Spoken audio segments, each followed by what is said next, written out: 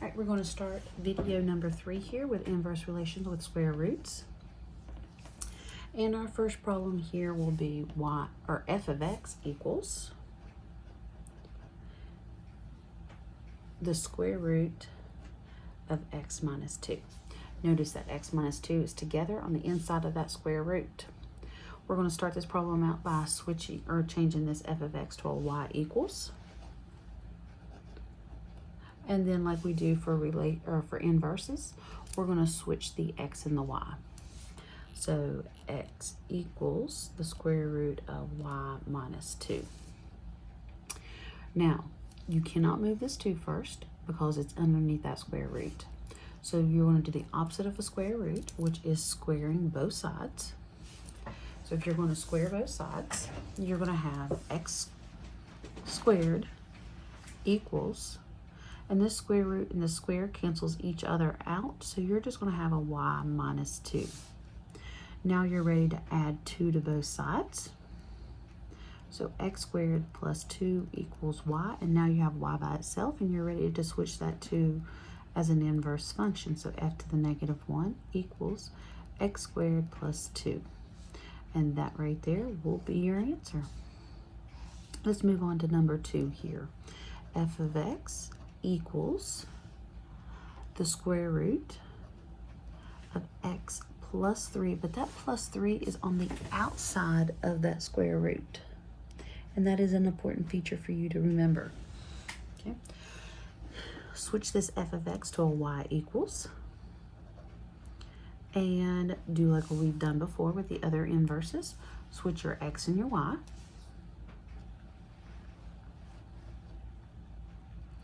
Now this time, we can move this 3 first because it's on the outside of that square root. So I'm going to subtract each side by 3. I will have x minus 3 equals the square root of y. Now I'm ready to get rid of that square root, and the opposite of a square root is squared. But you've got to think about this and putting this x minus 3 in parentheses because we're going to square that whole entire thing. So what you're going to have is x minus 3 in parentheses squared equals, and the square root and that square cancels each other out, so it equals y. And that right there will be your answer as soon as you write it as an inverse with f to the negative 1. I want to point out to you that on this first one, the minus 2 was inside the square root, and with the inverse, it's on the outside. The 3 was on the outside, and then as the inverse, it's on the inside of the parentheses. So make a note also, this was a minus 2, now it's a plus 2, plus 3, minus 3. The signs change, and the location of where it's at changes as well. So this third one, we're going to have a combination of both of those things. F of x equals the square root of x plus 2, and then there's going to be a minus 4 on the outside of that square root.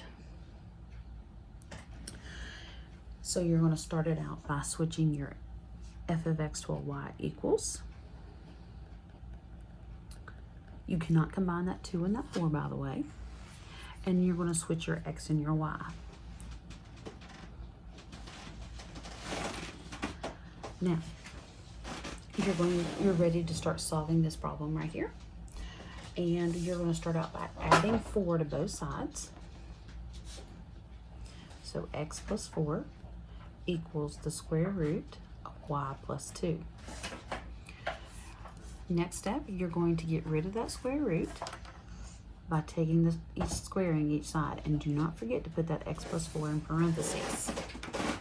When you do so, you're going to have x plus 4 inside the parentheses. The square and the square root cancels each other out, so you got equals y plus 2, and then you're ready to subtract that 2 to both sides. You cannot combine that 4 and that 2 together because one's on the inside of the parentheses and one will not be. So that's what you're going to have right there, except for we're going to write it as an inverse. So x plus 4 squared minus 2. And our last problem here, we're just going to go through that again with those same similar kind of problem. So f of x equals the square root of x minus 3 and a plus 5 on the outside of that square root. So start out by switching that f of x to a y equals. And then switch that y and the x around. And some of you probably can skip this step right there in the middle and just go straight to switching that x and that y around, but I'm not going to eliminate any steps at this point. Now we're ready to solve for y. So you're going to subtract 5. So x minus 5 equals the square root of y minus 3. We are ready to get rid of that square root at this time. So square each side, put the x minus 5 in parentheses to square it. So you're going to have x minus 5 in parentheses squared equals y minus 3, because that square root and the square cancels each other out. Add 3 to both sides. And you cannot combine that 5 and that 3, so x minus 5 is in parentheses squared plus 3. And then just change that to an inverse, f to the negative 1 of x equals parentheses x minus 5 squared plus 3. And that will be your answer for that problem right there.